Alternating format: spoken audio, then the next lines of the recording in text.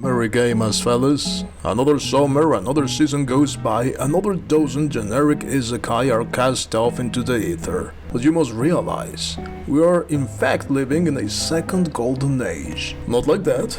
Oh god, not like that.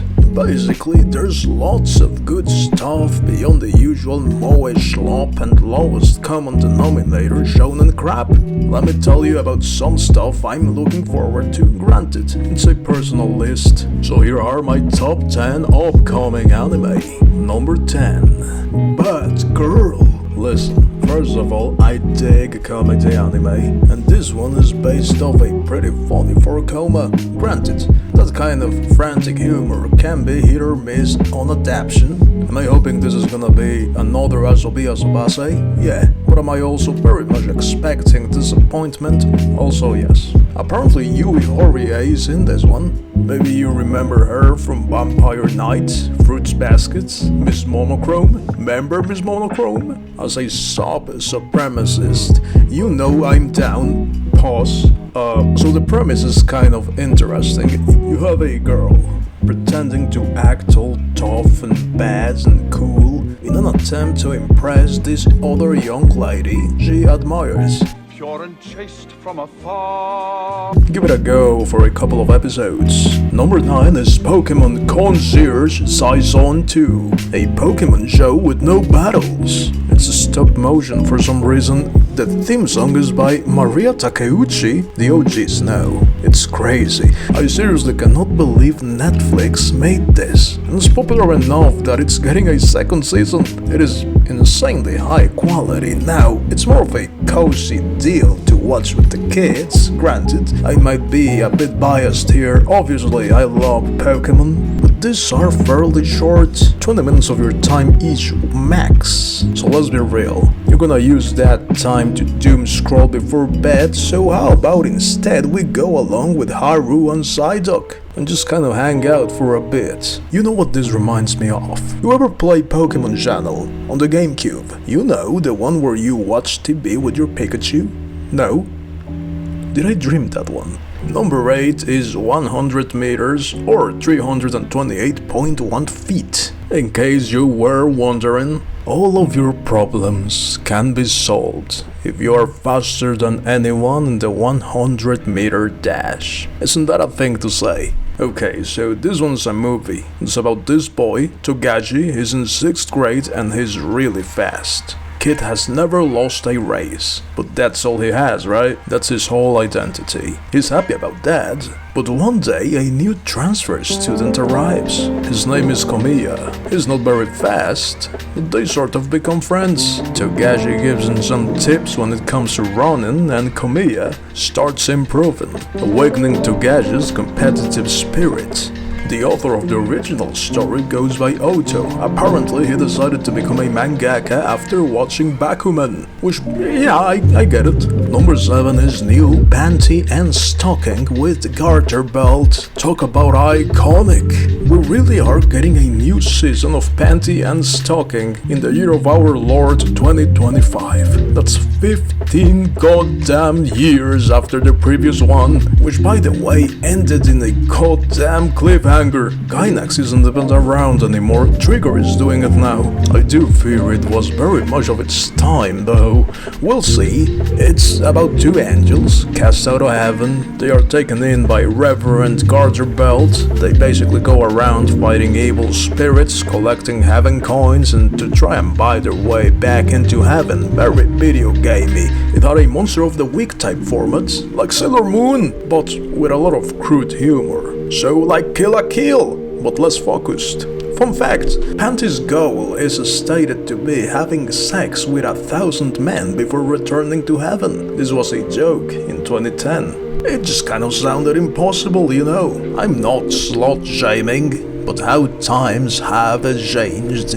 Number 6 is Dan to Dan Season 2. I mean, you already know how this one goes, but if you didn't know, I guess you're gonna learn today. Momo is a normal girl with a normal life, but there is something about her that no one knows, because she has a secret. She awakened telekinesis when she was kidnapped by aliens. How did she end up in this situation, you may ask? Well, meet Ken Takakura, aka Okarun. He's a dweeb obsessed with the paranormal. You know, in the most loving way possible. I really like this guy. One day he was getting bullied, as usual, when this girl showed up to defend him for some reason. Oh look, it's Momo. And you know she's a good person because when she did this, she just gotten dumped by her boyfriend, which good riddance honestly. Just look at that guy. So yeah, boy meets girl, they convince each other to go to supernatural power spots at night. Boy loses his genitals, he gets better later, don't worry about it. Story as old as time, besides the saying, there's a sincerity to this one that I quite like. Looking forward to season 2.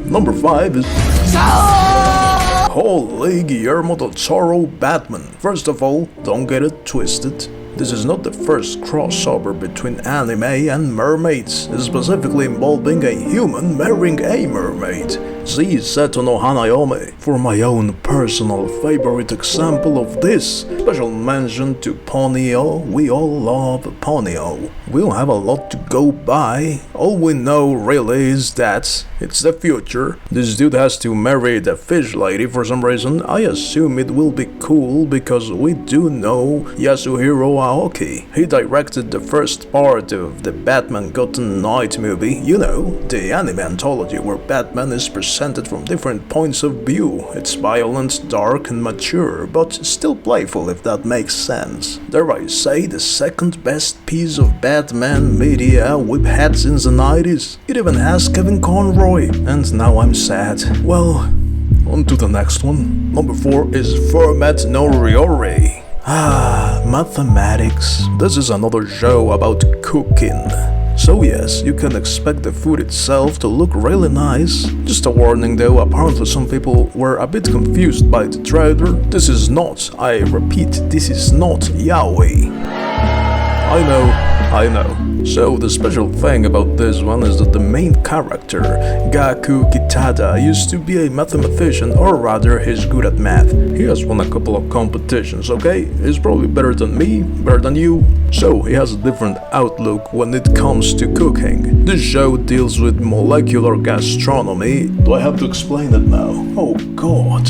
Okay, so at the end of the day, cooking can be sort of boiled down. Get it? To a science. Every ingredient has a measurement. There's an order to the preparation, etc. But in molecular gastronomy, this goes further. It's about experimentation, really. How ingredients are changed by the cooking process and how different cooking methods make for different results. The most obvious example I can think of is the potats. Take it away, Mr. Samwise. Mash them, stick them in a stew. You see, depending on what you do with the ingredients, the consistency and use changes. So if we treat this like an experiment, we should note our findings and apply them going forward. Honestly, all in all, Gaku feels kind of like a one-off villain in a different show. In a good way. The manga was written by Yugo Kobayashi. You might have heard of his other popular series, Awaji. You know, the football anime with realistic tactics and fun characters that explored the logistics behind talent scouting, developing a team and the basics of offense and defense. Really just a love letter to the sport that immediately got eclipsed by Blue Lock. Which, don't get me wrong, I also think it's funny. But can you imagine if they'd also released this one side by side with Shokugeki no Soma? Look it up, the dates do line up.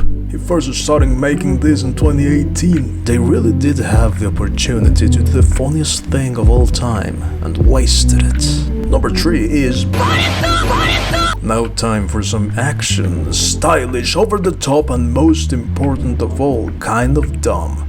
But in that honest way, you know? This is very anime is what I'm saying. So my understanding so far is that we follow a band of ne'er-do-wells who find themselves in a situation where the fate of the world rests on their hands. There's one bad thing about it though, and honestly it's kind of a big one for me. You see, this isn't a TV anime, or even an OVA for that matter. I don't mind paying for a DVD, but nope. It's going on Disney Plus. It looks so good though. Number 2 is Grand Blue Season 2. From the visionary mind that brought you the Bakato Test light novels comes a long-awaited second season of the adaptation of the one manga where the art actually gets better as you get further down the line. In a world where American Pie shenanigans cross over with that one anime where high school boys loiter around and do funny things, you know the one. We follow Iori, a freshman mechanical engineering student, as he tries his hardest to survive college life. This summer, things are about to get drunk and wet. Number 1 is Dekin no Mogura. Do you guys like supernatural mystery stories? Cause I do. Is this one the second or third anime based of a Kodansha series that I've recommended in this top 10 list? What can I say? Your boy has a type. And honestly, isn't it kind of refreshing that the main characters are old enough to drink? The premise is relatively simple. Maki and Yaeko see this weird dude get into an accident where he suffers the sort of concussion that may very well spell the end of your pro boxing career, or make you a better person. It's a 50-50 really. So instead of any of that, these two meddling kids get their third eyes opened, and the mystery is now afoot. Okay, I'll stop doing that, boys, now. I'm sorry. Those are the ones I'm looking forward to. I'll be back with another video next month. I hope I got anyone listening at least a little bit excited about the upcoming season. Like, share, and subscribe. Did I miss something good? Do you think I have horrible taste? Tell me in the comments. Have a wonderful rest of your day.